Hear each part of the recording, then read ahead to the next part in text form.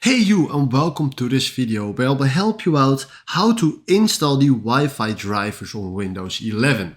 And this is quite simple. First of all, what you need to do is go to the search bar and search here for network. Then from here we click here on view network connections. Then right here you see here your Wi-Fi and your Bluetooth connections. But from now we go here to Wi-Fi and we do the right mouse click and then from here go to properties. Then right here you see here a lot of information, but right now we need to click on configure.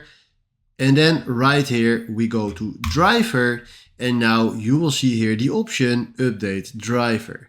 So right now if you click on update driver, you see here search automatically for drivers or browse my computer for drivers. So right now if you click on search automatically for drivers, it says the best drivers for your device are already installed. So this is exactly how this works. If this video helped you out, please consider subscribing and give this video a like. And then from now, thanks for watching.